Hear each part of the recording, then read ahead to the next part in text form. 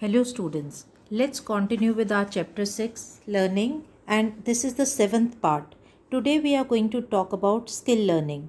You are surely going to find that interesting as it will help you to gain an insight and understanding to how to master a skill that you want to learn, be it driving, playing a musical instrument, swimming or playing football with ease. Now you must be thinking how? What is common among all these? They are different tasks and how it can help me. The answer to this is that today you are going to learn about how you can learn a skill.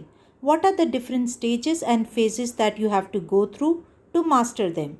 You already have mastered few skills like writing, walking and so on, and presently may be learning skills to play a game professionally or playing an instrument. So let's start and get into it. The first thing to know is what is a skill? A skill can be defined as a learned, coordinated activity which achieves a goal. It is learning of a task to get more accuracy, speed, and performance after a high degree of practice. In skill learning, we use motor, cognitive, or a combination of these skills. So, a skill can be defined as the ability to perform some complex task smoothly and efficiently, and they are learned by practice and exercise.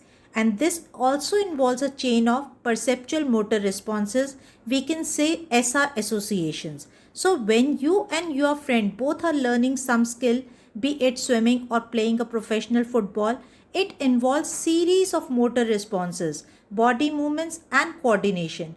Also distinct complex tasks that you can improve upon with practice. But still, the learning rate, it varies from person to person. That is, individual, they vary in their rate of learning, and it also depends on interest, capability or the practice session you engage in. And now we come to the most important part, and that is how do we acquire the skills? What are the phases of skill acquisition? And in this we will be talking about different stages and phases that one goes through from being a beginner to being highly skilled. Skill learning passes through several qualitative phases, and with each successive attempt at learning a skill, one's performance becomes smoother and it demands less effort and it becomes more spontaneous or automatic in each phase. The performance improves. So, this transition or change from one phase to the next, the level of performance stands still and it is called performance plateau. Once the next stage begins, the performance starts improving and its level starts going up. Fitz presented three phases and stages of skill acquisition, and in each phase it involves different type of mental processes. There are three phases. The first one is cognitive phase, the second one is associative phase, and the third one is autonomous phase. Everyone goes through these three stages and phases while learning a skill. The first stage is the cognitive phase. Here it is very important for a learner to understand what is needed to perform a skill.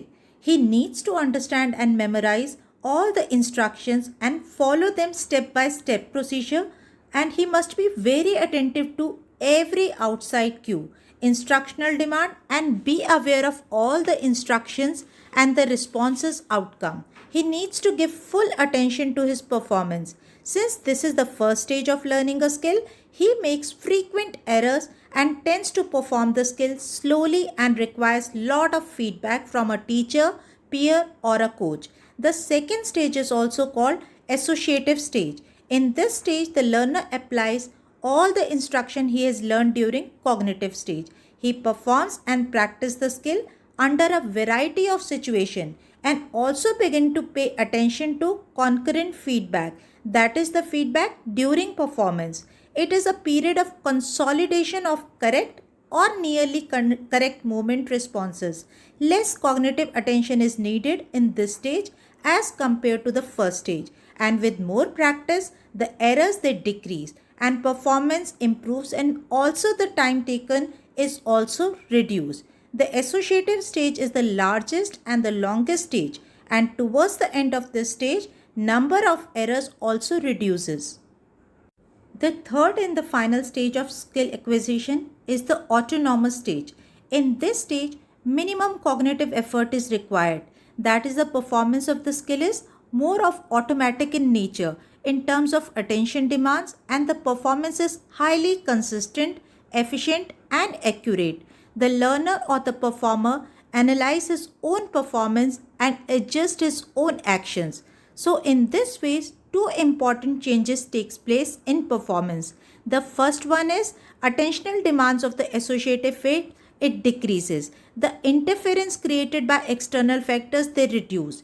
And the second important one is that skill performance attains automaticity of performance with minimum demands with conscious efforts. So more it becomes more of automatic in nature. Now you have learnt about skill learning and the different stages of skill learning. Now think of the skills that you have already mastered and make a list of that. Also mention a separate list and write down the skills that you are presently learning. Do mention in front of that whether in which stage you are, whether you are a beginner like stage 1 or using or applying knowledge as in stage 2, or your performance has become automatic in nature as in stage 3. I hope this lesson is going to help you. Thank you so much.